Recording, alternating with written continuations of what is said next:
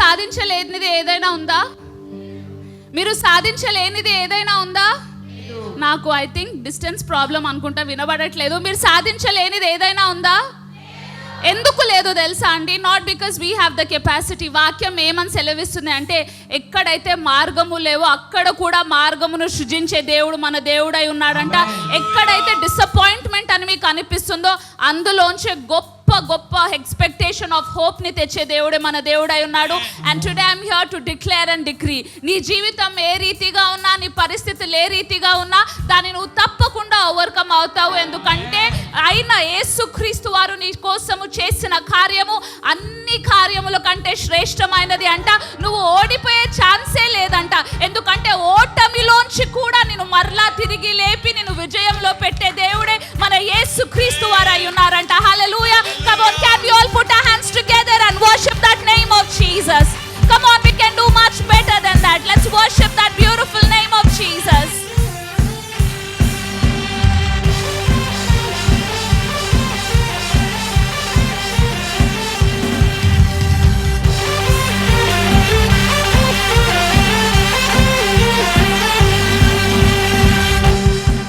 Amen. You all can be seated in the presence of the Lord.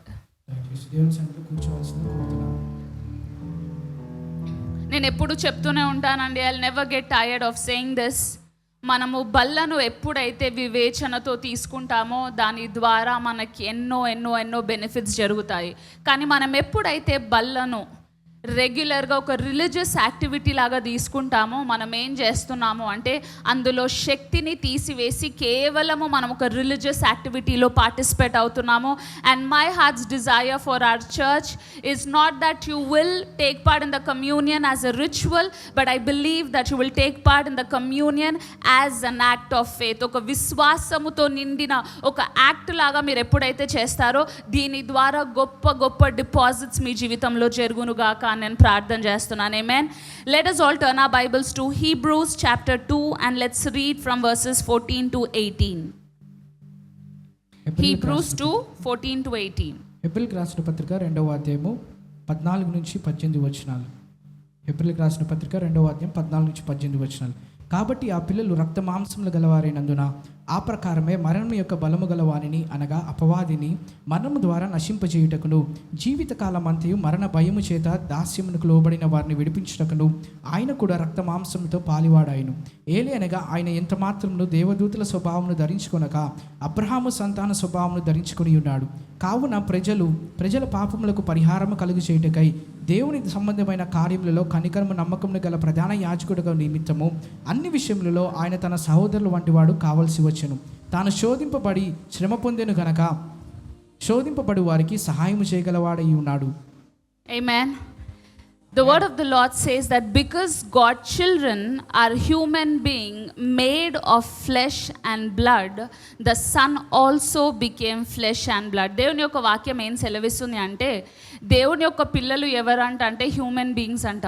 మొదటిగా when I was reading this chapter, ఎప్పుడైతే హీబ్రూకు రాసిన పత్రిక నేను చదువుతున్నానో ఇందులో చాలా ఇంపార్టెంట్ ఇన్స్ట్రక్షన్స్, ఇంపార్టెంట్ అండర్స్టాండింగ్ చాలా బాగా అపోస్తలుడైన పౌలు గారు హీబ్రూ సంఘానికి రాస్తున్నాడు.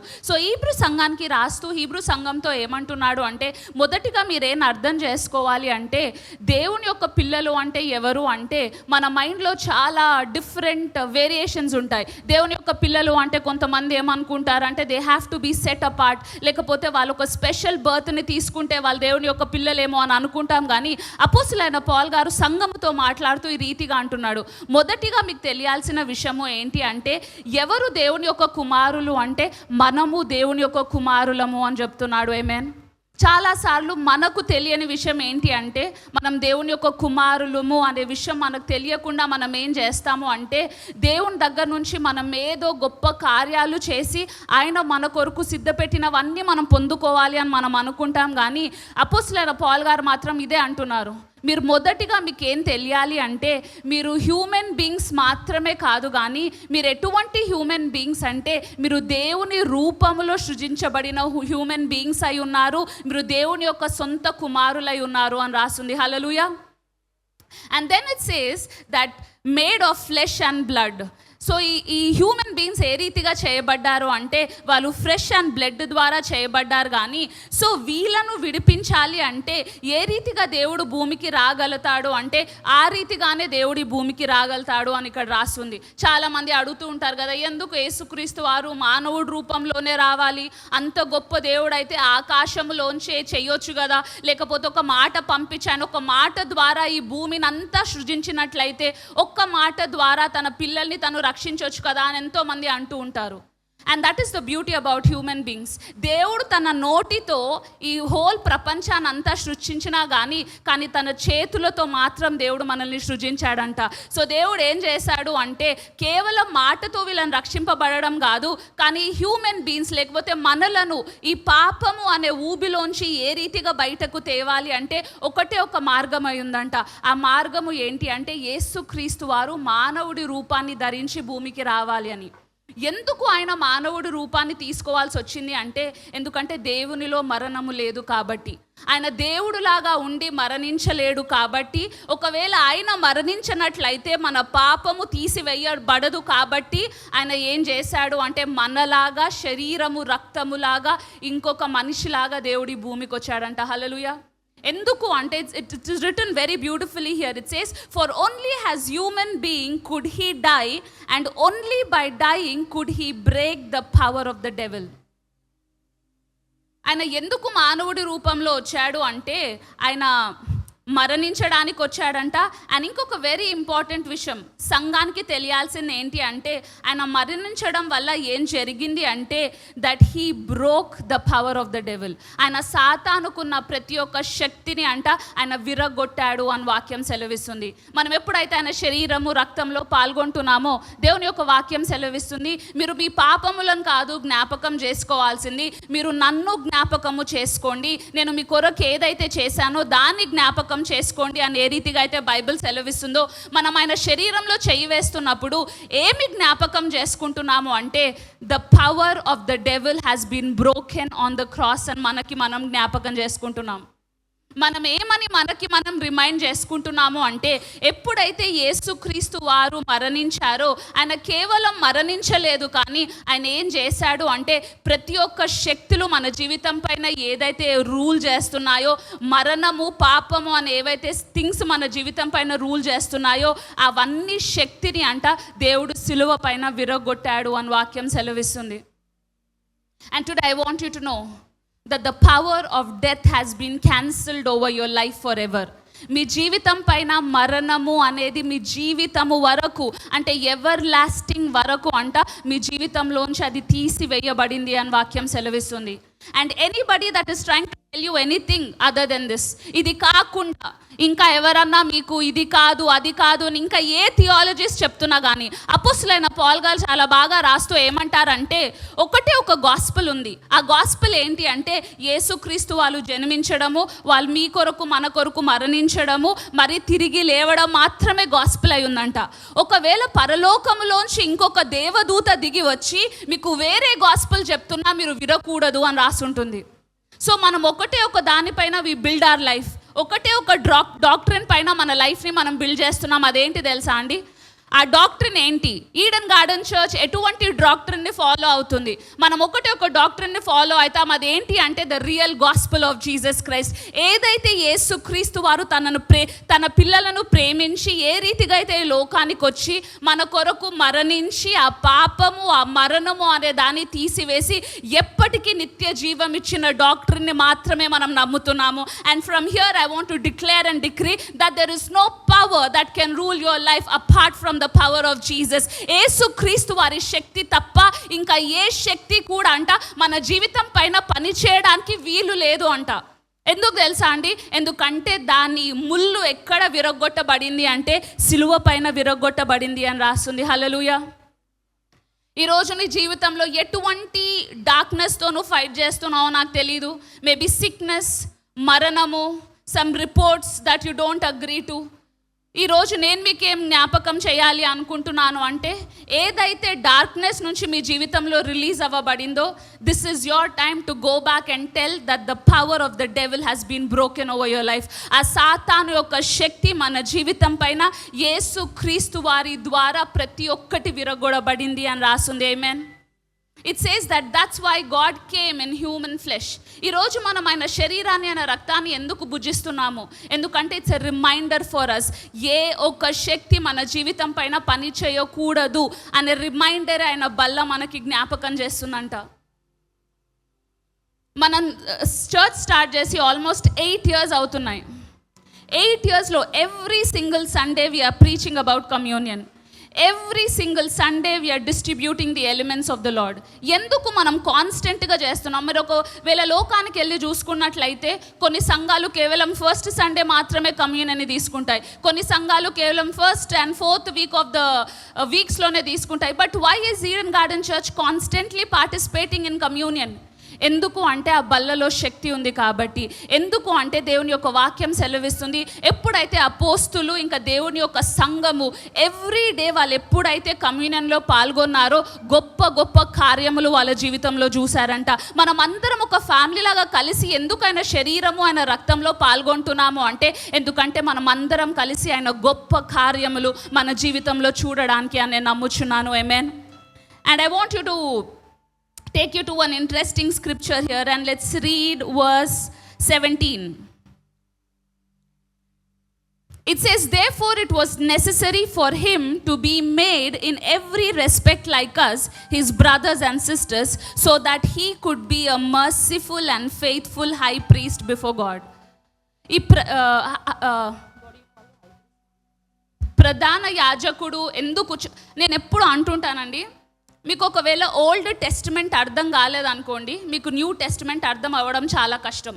ఎప్పుడైతే మీకు ఓల్డ్ టెస్టిమెంట్ క్లియర్గా అర్థం అవుతుందో, న్యూ టెస్టిమెంట్ ఎందుకు లిఖించబడిందో మనకు అర్థం అవుతుంది. సో ఇక్కడ హీబ్రూ చాప్టర్ 2 ఏమంటున్నారు అంటే, యేసు క్రీస్తు వారు ఏ రీతిగా వచ్చారు అంటే ఒక హై ప్రీస్ట్ లాగా వచ్చారంట. మనము if you go back and read the book of Leviticus, మీరు ఎప్పుడైతే ఆ గ్రంథాన్ని చదువుతారో హై ప్రీస్ట్ ఒక రిజెంబ్లెన్స్ మీకు క్లియర్గా అర్థమవుతుంది. హై ప్రీస్ట్ని దేవుడు ఎందుకు ఎన్నుకున్నాడు అంటే, ఈ హై ప్రీస్ట్ ఏం చేస్తారు అంటే దేవుడిని మనకు రిప్రజెంట్ చేస్తారంట, మనల్ని దేవుడికి రిప్రజెంట్ చేస్తారంట. సో ఈ గ్యాప్ మధ్యలో ఈ హై ప్రీస్ట్ వాళ్ళు ఉండేవాళ్ళు. సో ఎప్పుడైతే ఈ హై ప్రీస్ట్ సాక్రిఫైస్ని తీసుకొని దేవుని యొక్క గుడారముకు వెళ్ళే వాళ్ళు మొదటిగా ఏం చేసేవాళ్ళు అంటే, ఆ గొర్రె పిల్ల యొక్క రక్తాన్ని తీసుకొని వెళ్ళి మొదటిగా వాళ్ళ పాపముల గురించి వాళ్ళు సాక్రిఫైసెస్ ఇచ్చిన తర్వాత మనుషుల కొరకు వాళ్ళు సాక్రిఫైసెస్ ఇచ్చేవాళ్ళంట. సో ఈ సాక్రిఫైస్ ఏం చేసేది అంటే మన పాపములను కవర్ చేసేదంట. మన పాపములు దేవుని ముందు కనపడకుండా ఆ గొర్రెపిల్ల ఏదైతుందో దాని రక్తము 1 year వరకు కవర్ చేసేదంట. So this has become a practice every single year. కానీ ఎప్పుడైతే యేసుక్రీస్తు వారు ఈ లోకానికి రావాలి అని దేవుడు ప్లాన్ చేశాడో, దేవుని ఏ రీతిగా పంపించాడు అంటే కేవలం కుమారుడులాగా పంపించలేదంట, కానీ ఒక హోలీ ప్రీస్ట్ లాగా పంపించాడంట, హై ప్రీస్ట్ లాగా. ఎందుకు అతన్ని పంపించారు అంటే, ఇక్కడ మీరు ఓల్డ్ టెస్టిమెంట్లో చూసుకున్నట్లయితే హై ప్రీస్ట్ కూడా పాపముతోటే ఉన్నాడు, కానీ మొదటిగా ఏం చేసేవాడు అంటే తన పాపములను తను ఒప్పుకొని తన పాపములను తను రిపెంట్ అయిన తర్వాత వేరే వాళ్ళ కోసం ప్రేయర్ చేసేవాడంట. కానీ ఈ హై ప్రీస్ట్ జీసస్ అనే హై ప్రీస్ట్ మాత్రం ఏం చేశాడు అంటే, అతను పాపము లేదంట, పాపము లేని వాడు వచ్చి అంట ఎప్పుడైతే నువ్వు పాపము ఉండి నువ్వు ఇంకొక పాపాన్ని కవర్ చేయడానికి చూస్తావో అదేం జరుగుతుంది అంటే అది కంప్లీట్గా వాష్ అవ్వదు.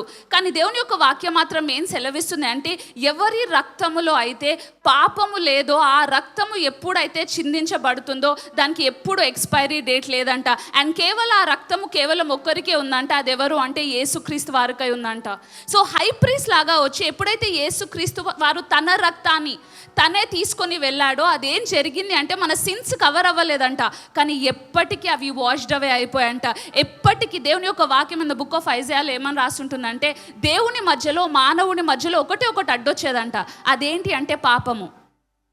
కానీ యేసుక్రీస్తు వారు ఎప్పుడైతే తన రక్తాన్ని చిందించాడో, ఏదైతే దేవునికి మనకు మధ్యలో అడ్డుగా ఉందో అది ఎప్పటికీ తీసివేయబడిద్దంట. ఇప్పుడు నీ మధ్యలో దేవుని మధ్యలో ఎటువంటిది లేదు అంట. You are now freely coming in to the presence of the most high God. So ఎప్పుడైతే ఈ హై ప్రీస్ట్ మన కొరకు తన రక్తాన్ని చిందించాడో, ఆయన కేవలం ఒక 1 year 2 years 3 years ఏదైతే రక్తము ఈ పశువులు చేయలేకపోయాయో, యేసుక్రీస్తు వారి రక్తం అంట ఇవన్నిటి చేసే దానికంటే for ever and for eternity మనల్ని క్లీన్గా చేసి ఆయన ముందు ఎలిజిబుల్గా పెట్టింది అంట. సో ఎవ్రీ టైమ్ ఈ high priest was getting in to the temple, ఎప్పుడైతే ఈ గుడారంలోకి వెళ్తాడో అతను ఒక డ్రెస్ వేసుకొని వెళ్ళాల్సి వస్తుంది. I think I will do a Bible study on this. This is very, very deep. So వాళ్ళు ఆ వస్త్రాలను ధరించుకొని వెళ్ళినప్పుడే చాలా సిగ్నిఫికెన్స్ ఉంటాయంట. సో అవి దేవుని ముందు వెళ్ళినప్పుడు ఆయన మర్సీ అడుగుతున్నాడంట, ప్రభువా నేను పాపినైనా కానీ ఇవన్నీ వస్త్రాలు ధరించుకుంటున్నాను కాబట్టి నేను నీ ప్రెజెన్స్ ముందు వస్తున్నానని. కానీ మనం యేసుక్రీస్తు వారిని చూస్తున్నట్లయితే ఆయన నుంచి ఆయన బట్టలు అన్నీ తీసివేసి ఆయనని క్రూసిఫై చేశారంట. సో నేను ఆలోచిస్తున్నాను, ఎందుకు when the sacrifice was being given అంటే ఎప్పుడైతే ఈ బలిని అర్పిస్తున్నారో ఎందుకు హై ప్రీస్ట్ ఒక రకమైన బట్టలు వేసుకుంటారు, కానీ యేసుక్రీస్తు వారు మాత్రం బలి ఇస్తున్నప్పుడు అయినా ఎందుకు అది వేసుకోలేదు అని నేను చాలా ఆలోచిస్తూ I was just doing a deep study on that. ఎందుకు అంటే ఆ హై ప్రీస్ట్ ఓల్డ్ టెస్టిమెంట్లో ఉన్న హై ప్రీస్ట్ నిండా పాపము ఉంది కాబట్టి ఈ had to put on a garment to be pleasing unto the Lord. కానీ యేసుక్రీస్తు వారు అవన్నీ అయి ఉన్నాడు. He doesn't have to wear anything holy, he is holy himself. And అంత ప్యూర్ పర్సన్ ఎప్పుడైతే ఆయన మన కొరకు వచ్చాడో they didn't have anything else. ఆయన పైన వేయడానికి ఇంకేం లేదంట. ఇన్ఫ్యాక్ట్ ఆయన పైన ఉన్న మహిమను, ఆయన పైన ఉన్న అథారిటీని వాళ్ళు రిప్ చేసి ఆయనని క్రాస్ పైన పెట్టారంట. అండ్ దేవుని యొక్క వాక్యం ఏం సెలవిస్తుంది అంటే అంత గొప్ప హై ప్రీస్ట్ అంట మీ కొరకు నా కొరకు ధారాళముగా తన రక్తాన్ని తన శరీరాన్ని ఇచ్చాడు అంట. Hallelujah. And today even as we're taking part in the communion, ఈరోజు మనం బల్లలో చేయి వేస్తుండగా my only desire is that I want you to know that that high priest broke the power of the enemy over your life. ఆ గొప్ప priest ఏం చేశాడు తెలుసా అండి, ప్రతి ఒక్క మరణము అనే ముళ్ళుని, సిక్నెస్ అనే ముళ్ళుని ఏదైతే మీ జీవితాలను ఇప్పుడు ఏలుతుందో అవన్నిటినీ తీసివేసి ఆయన ఇటర్నల్ లైఫ్ని ఉచితముగా దేవుడు మనకిచ్చాడంట. హల్లెలూయా.